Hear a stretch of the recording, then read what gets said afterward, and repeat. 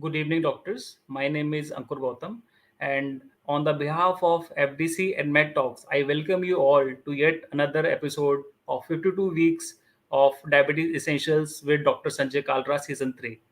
Now, today's topic is very interesting topic, diabetes and prostate. Today's session is brought to you by your zero-calorie hydration partner, Inversal Zero. Now, before moving forward, I would like to announce the last week winners. Dr. Gangadhar Rath from Bhubaneswar, Odisha, Dr. Anand Purande from Mumbai, Maharashtra, Dr. Satish Kumar Jain from Bangalore, Karnataka, Dr. Ashwini Kumar from Kanpur, Uttar Pradesh, Dr. Shantanu Kumar Bhattacharya from Kolkata, West Bengal, Dr. Lakshmipati Bhupati from Vellore district, Tamil Nadu, Dr. Sumita Sharma from New Delhi. So I would like to thank you all doctors to take part in the quiz. Now, to enlighten on today's topic, I would like to welcome our host, Dr. Sanjay Kalra, President, South Asian Federation of Endocrine Society. Over to you, sir. Thank you, Ankur, and good evening, everybody. It's a Sunday evening again, and we are all together. We talk about various aspects of diabetes. And I'd like to greet Dr. Gauri Shankar Dharmaraj from Karnataka, Dr. Jatin Garg from Patiala, who have joined us today. We'll talk today about the prostate and diabetes.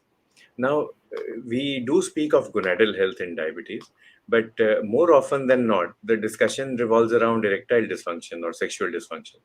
Today, let's take a prostatic view of the entire thing. So, if we need to understand the prostate and diabetes, first of all, we need to understand what the prostate is. Every male mammal has this gland. In men, it is a walnut sized gland weighing around 10 to 11 grams. It's located at the base of the bladder. It is an accessory male reproductive gland, so it's an endocrine gland. It secretes secretions which contribute to hormonal health. It doesn't secrete any hormone, but the prostatic secretions help in improving the strength and the longevity of sperms. So that is why it is important for reproduction. In fact, apart from the fact that it's a tool for hormonal health, the prostate gland itself is a target of hormones. So it is androgen dependent growth. So androgens, especially testosterone, uh, contribute to the growth and size of the prostate gland. One other main work which the prostate gland does for us is that it acts like a mechanical switch. So it helps the man transition between micturition and ejaculation. So this is done in a mechanical way. Speaking of mechanical issues, because the placement of the prostate is such that it is at the base of the bladder, part of the urethra passes through the prostate. And if the prostate is enlarged, if it compresses upon the urethra, then there may be difficulty in micturition. Now, coming to diabetes, let's look at the epidemiology. LUTS, that is lower urinary tract syndrome. Lower urinary tract symptoms are more common in persons with type 2 diabetes than in non-diabetic men. Benign prostatic hypertrophy is more common in men with diabetes than in non-diabetic men. Erectile dysfunction, sexual dysfunction is more common in men with diabetes. And prostatitis is also thought to be more common. Here I'll say thought to be. Prostatitis is of 4 types: acute bacterial, chronic bacterial. So in both of these, we would assume that in uncontrolled diabetes, the risk of bacterial infection is more. The risk of poor control of bacterial infection is more. So you will end up with more acute and also more chronic bacterial prostatitis. There is another aspect of prostatitis. It is known as chronic pelvic pain syndrome. Here, the symptoms of LUTS are there. All the symptoms are there, but there is no obvious prostatic enlargement. So it's known as chronic pelvic pain syndrome. This may be more common in persons with diabetes, and it may overlap with diabetic neuropathy, especially autonomic neuropathy. And we need more focus on this. The fourth type of prostatitis is an asymptomatic inflammatory prostatitis. So there are no symptoms. Patient will not complain. But when you do investigations, supposing we did an ultrasound, you will find prostatic enlargement. Supposing we did a PSA, we will find that it is high. So this is asymptomatic inflammatory prostatitis. Because the inflammation is one of the major mediating factors, along with other endocrine and neurological factors, this is also thought to be more common in type 2 diabetes. CA prostate is less common. Some people say that actually it is less common in diabetes. Others say that this is a false statement. because less screening is done with people in diabetes. But still, overall, the data tells us that BPH and LUTs are more common. CA prostate is less common.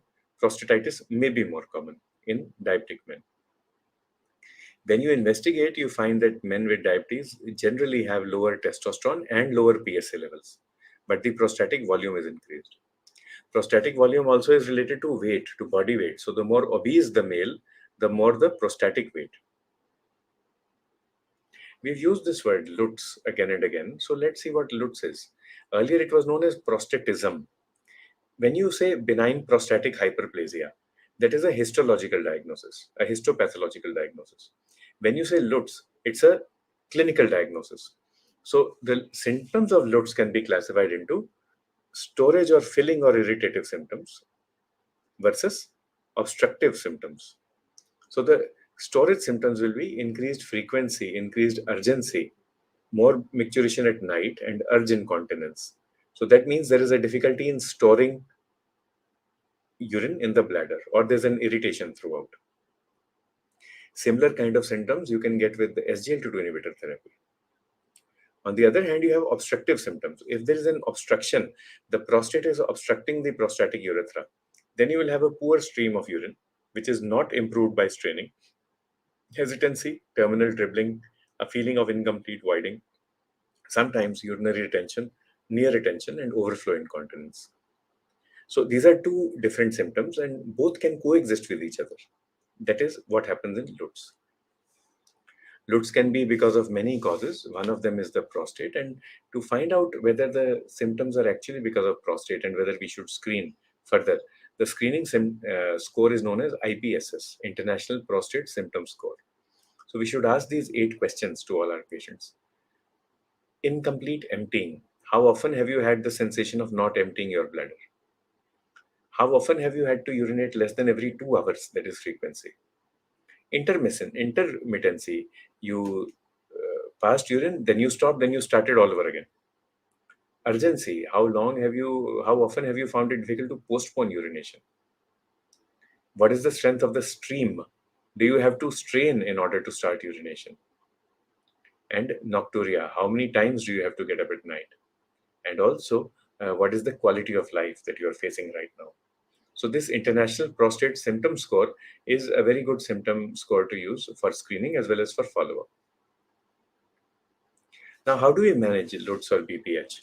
We have different classes of drugs. What we commonly use are alpha blockers, 5-alpha reductase inhibitors.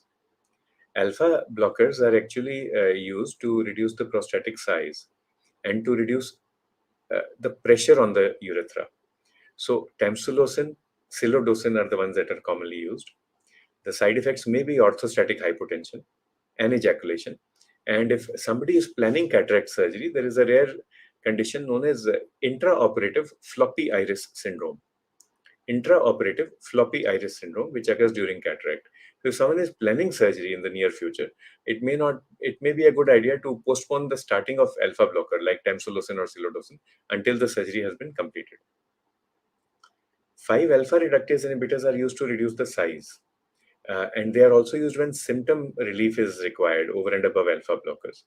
So here finasteride and dutasteride are used, and the indication is a prostate volume of more than 30 cc on ultrasound, a PSA of more than 1.5 nanogram per deciliter, or a prostate that is palpable on parectal examination. In specific conditions, you may wish to use anticholinergic drugs, beta-3 agonist, tadalafil. I personally have no experience of using the anticholinergic and beta-3 agonists. We refer to our urology colleagues, and before these are used, uroflowmetry is must. Tadalafil, you can use it for erectile dysfunction, and you can use it specifically for prostatic symptoms. Though, again, I would counsel that we should use it only as and when required. In general, our workhorses will be the alpha blockers and the 5-alpha reductase inhibitors in monotherapy or in combination therapy. Now, what outcomes occur in prostatic management in diabetes? First of all, in persons with diabetes, if you're managing erectile dysfunction, you will need higher doses of phosphodiesterase inhibitors. Also note that chronic pelvic pain syndrome may overlap neuropathy, especially autonomic neuropathy, but also sensory and motor neuropathy. So sensory neuropathy. So we should be aware of this. And mortality is higher with CA prostate. We had mentioned earlier that CA prostate incidence is less in people with diabetes, but if it does occur, it is more aggressive. What drugs do we use? In diabetes, we use drugs like metformin. Metformin has an anti-neoplastic effect, and after 2 years of use of metformin, it is shown that the risk of CA prostate does go down in persons with diabetes. So we should keep on using it in persons with diabetes and prostatic disease. SGLT2 inhibitor may be associated with genital tract infection, sometimes with urinary tract infection. So if you have a person with prostatitis, then SGLT2 inhibitor therapy may not be a good drug of choice until the prostatitis is taken care of. However, uh, for CA prostate, dapagliflozin for 4 weeks has been studied as neoadjuvant therapy. The study is still ongoing, and it is thought that it inhibits the growth of the prostatic tumor. So, from a diabetes point of view, metformin is favorable for the prostate. SGLT2 inhibitor, you have to be cautious about infection. And insulin is anabolic. So, if you have somebody who has a CA prostate and is malnourished, cachexic, somebody has prostatitis and is not able to manage the infection, then you may wish to use insulin for its anabolic effect, along with glucose control. PSA levels are lower in persons with diabetes, but 5 alpha reductase inhibitors actually increase the risk of diabetes in non diabetic men by 30%. So, if you're using finasteride or dutasteride, it is not that they do not have any metabolic side effects. There may be increase in glucose levels. So, we must be aware of that. Now, the question will come, supposing somebody already has diabetes and I use this drug, will hyperglycemia worsen? The answer is there is no such study to mention that, but you should be more careful. And we should know that antiprostatic therapy, the 5 alpha reductase inhibitors, can increase hyperglycemia in non-diabetic persons. So we've talked of various aspects. Let us just revise our slides for today. The prostate is an important gland. It's there in every man. Diseases like LUTS, BPH, erectile dysfunction are more common in men with diabetes. Prostatitis may be more common. There is an animal study to show that animal mice, non-obese diabetic mice, have more risk of inflammatory prostatitis. CA prostate is less common. When you do the assays, PSA and testosterone may be lower in men with diabetes. We should know the symptoms of LUTS, filling or irritative symptoms, along with voiding or obstructive symptoms.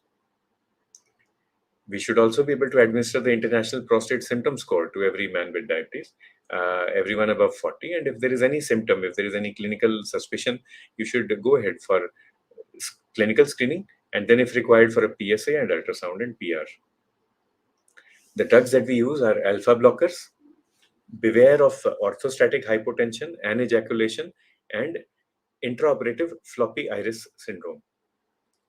The other class of drugs is 5 alpha reductase inhibitors, which are indicated only if there is prostatic enlargement. And here, beware of a 30% chance increase in glucose levels in non-diabetic men. We do need to be more aggressive while managing ED, CA prostate in persons with diabetes. And if someone comes in with chronic pelvic pain syndrome, do a workup, but also think of autonomic neuropathy and then sensory neuropathy. When you're using drugs, metformin has a favorable effect. SGLT2 inhibitor, be watchful for infection, though they are using it for CA prostate now. And use insulin if you need an anabolic effect. So our take home is, first of all, screen for prostatic health in all middle-aged men, anyone above 35-40. Do rule out prostatic infection and chronic pelvic pain syndrome in poorly controlled diabetes. How we explain to our patients is any kind of physical stress, any kind of mental stress can cause poor control of diabetes. So just take a history. What history will you take? The same history about prostatic symptoms, and then also maybe pain during ejaculation, pain during intercourse. If you're using finasteride, dutasteride, then glucovigilance is the order of the day. And use metformin as per standard of care. SGLT2 inhibitor, be watchful for infections, and insulin use whenever required. So with this, we'll move on to the questions. and so many questions that have come up. So thanks everybody for being with us. Diabetic control will certainly decrease the prostatic symptoms. This comment is from Dr. Dharmaraj, because it will reduce uh, there will be improvement in osmotic symptoms. So it will reduce the polyuria, and that will improve the quality of life markedly. Thanks to Dr. Anshul Singhai for being with us. What drug do you give for LUTs? So we have shown it is either alpha blocker or 5 alpha reductase inhibitor, or both. So in general, it's up to you what you choose. Uh, for me, I think Silodol and Tamsulosin, one out of them, and also finasteride. These are my commonest drugs, the ones which I use. When to start medicine for BPH? So you can start it clinically as well if the patient has LUTS. So that is a clinical syndrome.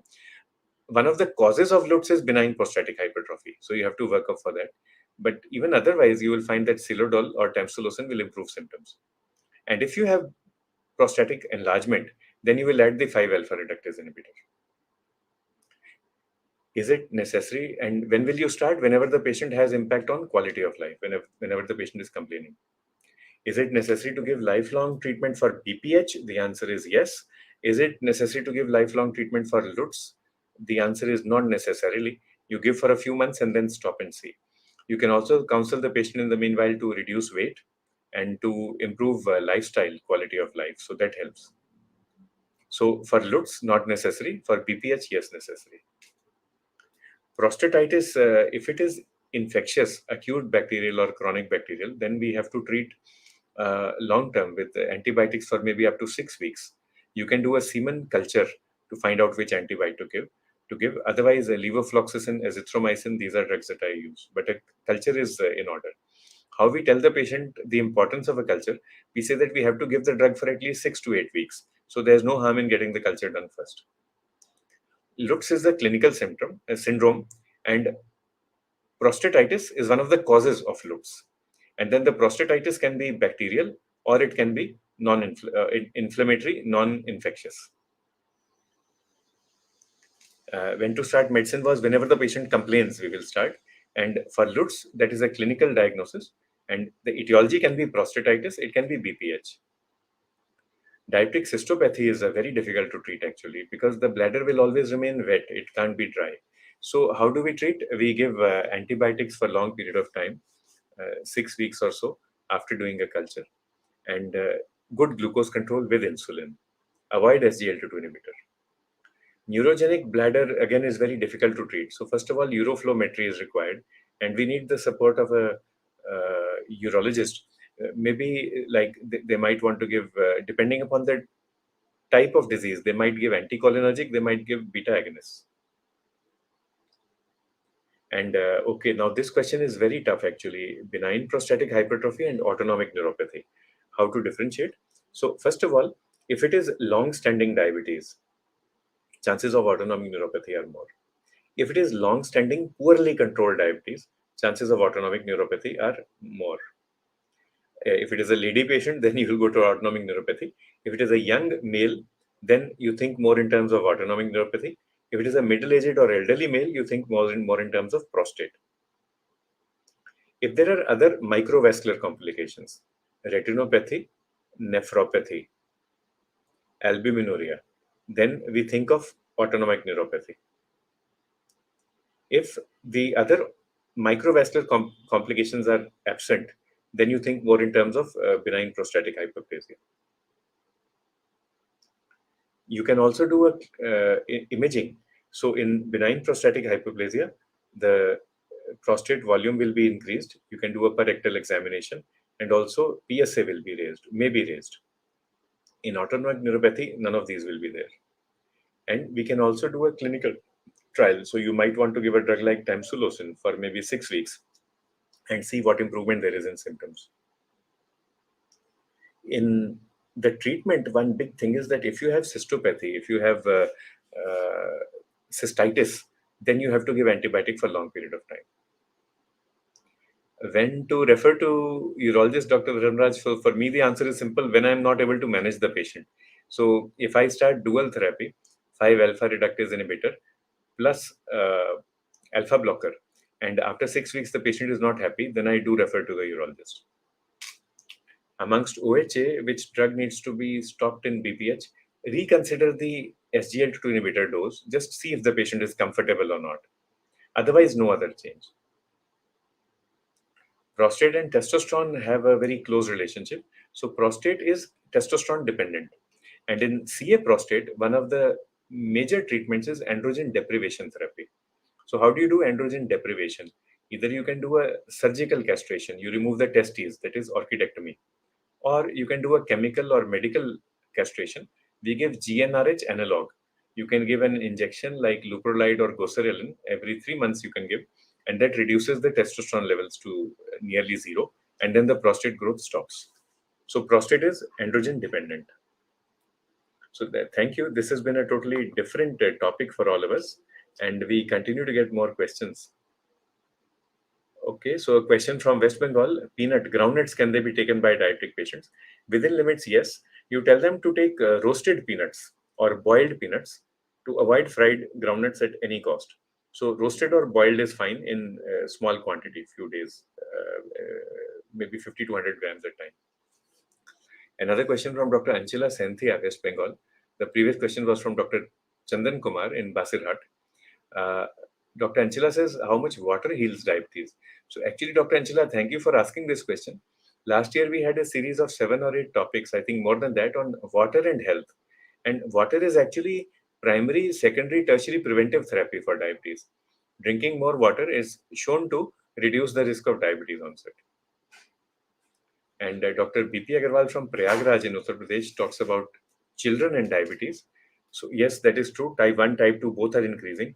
For type 2, we should avoid obesity. And type 1, we cannot avoid it. If it has to happen, it will happen. But we should be able to uh, increase the frequency of testing for glucose.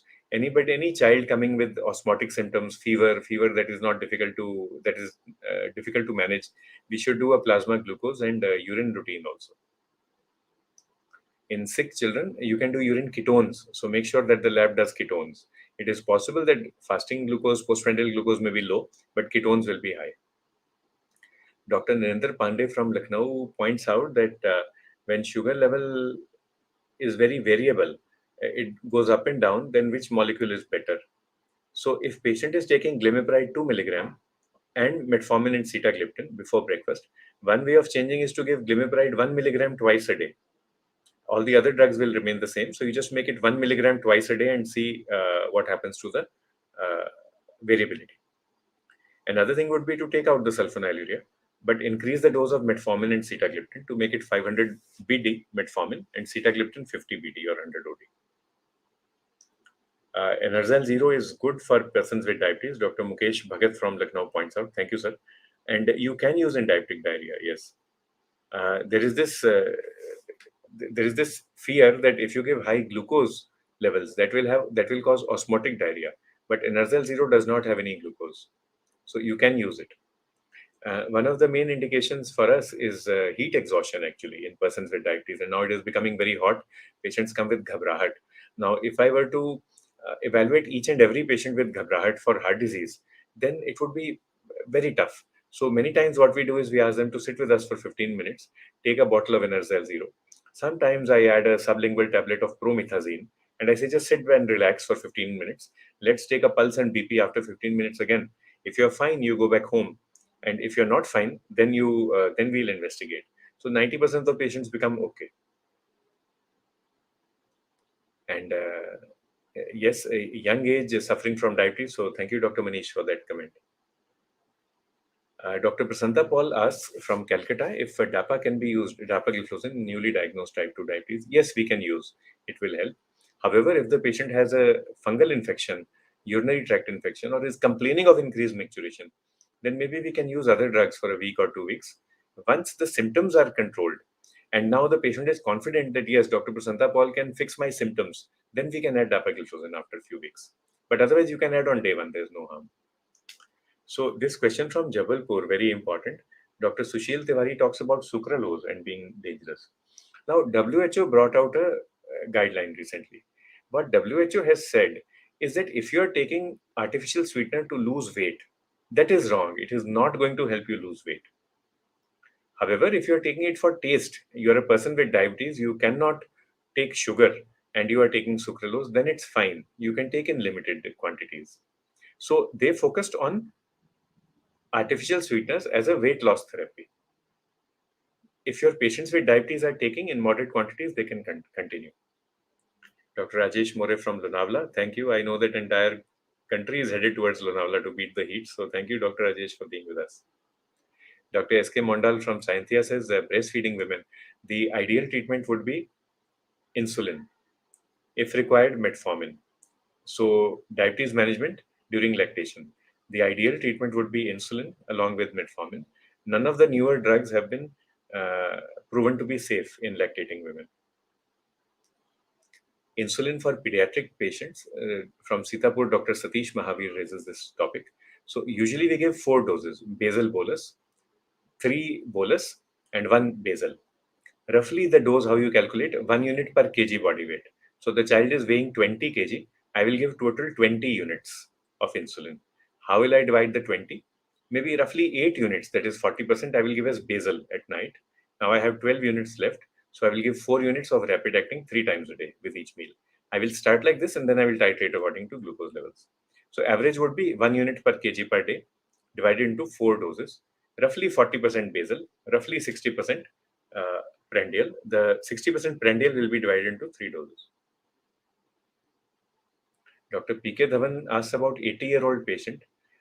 We should avoid teneligliptin, that I'm very sure. Metformin also, sir, it is difficult to answer this question because we need creatinine clearance at least. So we need to do serum creatinine clearance. And in 80-year-old patient, all the workup should be done before prescribing any therapy. From Dr. D.S. Kapoor about Enerzyl Zero as per taste, as per hydration needs. So some people take 3 times a day, some people take not at all, and they can take in with freedom. There is no upper limit unless the patient has got congestive cardiac failure or renal failure when you want to reduce total fluid intake. Dr. Vilas Vijay Singh from Maharashtra says, which is the best OAD in CKD? So the best one would be linagliptin. You can give it irrespective of the stage of CKD. If you want to use a sulfonylurea, the safest would be glipizide or glyclazide in single once daily dose and low dose. In pregnancy, we can use the drinks. This is from Dr. Selvam from Chennai in Tamil Nadu. We can use Enerzyl Zero in pregnancy. It is safe. Within limits, all can be used. And sucralose, like again we said, it is WHO says don't give it for weight loss, but otherwise you can give. Sucralose will not give the electrolytes. Other electrolytes are present in these energy drinks. So this point has been raised by Dr. Dheeraj Chaudhary from Yaval in Maharashtra. The electrolytes will be like sodium, potassium, magnesium. All are added in physiological quantities. And earlier, Dr. Sanjay Kumar Gupta from North Kolkata, we used to have something called starvation therapy. So patient can get rid of type 2 diabetes if they stop eating carbs or lose a lot of weight. That is possible, but you have to see what is the pre-existing weight of the patient. If patient is morbidly obese, we should encourage. But if patient is already normal weight, then we should not encourage them to go for starvation. In limited quantities, all the artificial sweeteners can be used in pediatric age group, though very strong data is not available. But in limited quantities, all are useful. Antibiotic for cystitis, minimum 6 weeks we should give. This question is from Karnataka state. So minimum 6 weeks we should give. And to Dr. Amrish Nanda sir, thank you for your kind words, and same to Dr. Shantilal Jain from Bombay Hospital, Maharashtra. Dr. Sunil Thakkar, thank you for your kind words. Dr. Dharmender Kumar from Ghazipur, UP has this point: who should not be given Enerzyl Zero? So when you will be careful, it's not be given. That would be chronic congestive heart failure and severe chronic kidney disease with fluid overload. Then we will try to avoid giving excess amounts. Also greetings to Dr. Sandeep Singh from Dahisar and Dr. Etesham Deshmukh from Akola. Dr. Deshmukh also points out that in chronic kidney disease, we should have limited intake of Enerzyl Zero. In acidosis, we can use if patient is taking orally, not vomiting, then Dr. Amar, we can use the drug. It actually reduces the need for intravenous fluids. It helps the patient come out faster, and patient feels very happy. Patient feels that I have taken charge of my own treatment. And I would like to thank everybody for having joined us today, Dr. Amol, Dr. Avinash, Dr. Karwa. Thank you, sir. We learn from each other every day. And Dr. Milind from Malegaon is also there, and Dr. Suneet as well from Malegaon. So it's good to be with you. Basal bolus, yes, Anshul says. So practically we teach 50% basal, 50% bolus. Uh, what usually I do is around 40% basal. So because when the patient comes to you for first time, you are afraid of hypoglycemia. You are especially afraid of nocturnal hypoglycemia. So no harm in going slow. And you can go less than that also. You can begin with zero point 0.5 unit per kg per day. But then you call the patient every second, third day and analyze. So with this, I'd like to thank everybody. To Dr. Nitin Narula, we have discussed erectile dysfunction many times in the past, and I would request if you could see our old topics, our old discussions, both in KK Med Talk and in FDC, Diabetes Essentials, on erectile dysfunction. With this, I'd like to thank everybody for having been with us today. Small prostate, it weighs just 10-11 grams, just walnut sized, and but it has stimulated so many questions and comments. So thank you everyone for being with us, and I'd like to hand over to Mr. Anand Basu from FDC. Sir, actually, the number of questions we got because yesterday was an Enerza Zero Day where especially we thought of reaching out to doctors, those who are practicing and maybe don't find time to attend every Sunday 9 p.m. And when our physical medical representative reaches to them, they get a physical copy of asking questions or sending greetings to you. The whole idea is that, sir, that today we have entered into the third year of its diabetes essential. Many doctors actually wish you and likes to be with you on every Sunday, but possibly because of many practical reasons they are not. But at the same time, it's our duty to reach to them and get their questions. Probably their questions which have been answered today, like every day. You are so tolerant and you are giving so much of time to us that you try to get answers for every question. So thank you very much for uh, very patiently answering every question which has been posted here.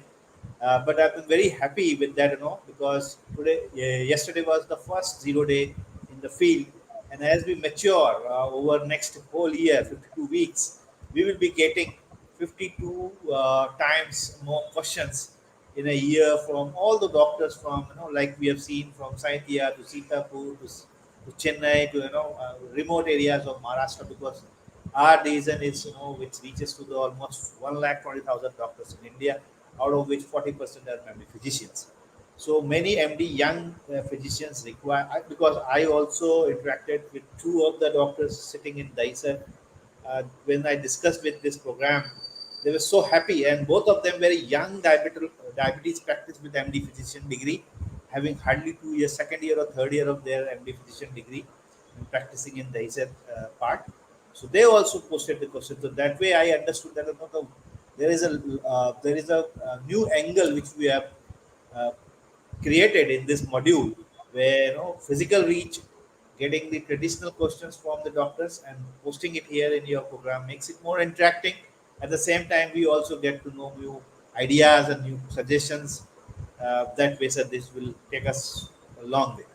With this, I sincerely thank again, sir, for spending your 30 minutes or 35 minutes with us. And good night. Jai Hind, sir. Jai Hind.